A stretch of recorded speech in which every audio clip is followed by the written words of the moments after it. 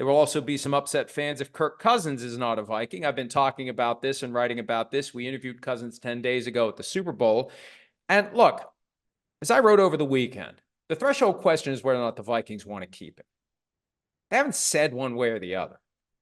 And if they don't want to keep him, they should activate a PR strategy to get the word out there that they're thinking about moving on, unless they want the impression to be, we wanted him and he chose to leave. If that's what they want the message to be, so be it. They will be perceived as losers in the short term.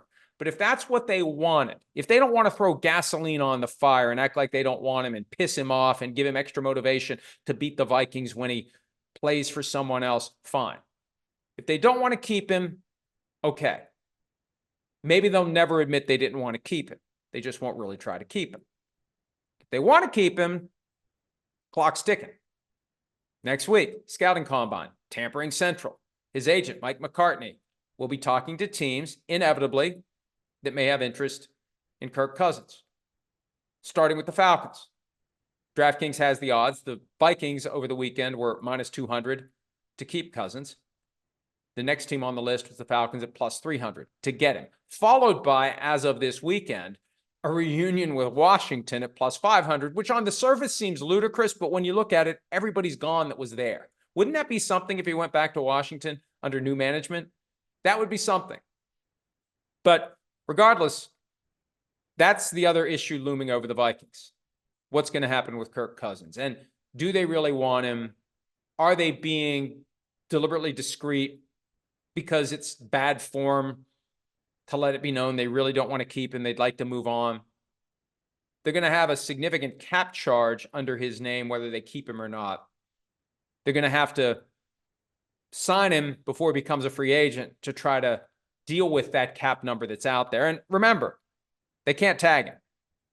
The way his contract was structured, there's no way they can tag him. He is headed to the open market.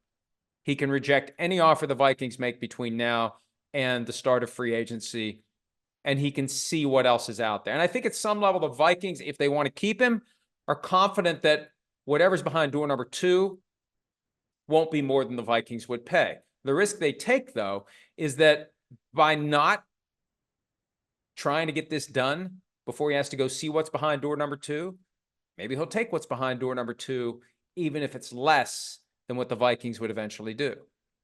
There's something to be said in any employment setting for being wanted. And if you feel like the company you've been working for 6 years is ambivalent about keeping you and is reluctant to value you the way that you believe you should be valued, and somebody you've never worked for shows up and values you in a significant way, even if that wakes up your current employer and gets them to offer as much or more, there's a point where you may just say, you know what? Screw it. I'm not staying. You had your chance. You had your chance. You dragged your feet. You didn't think I could find something better than what you would offer, and I did. So I'm leaving.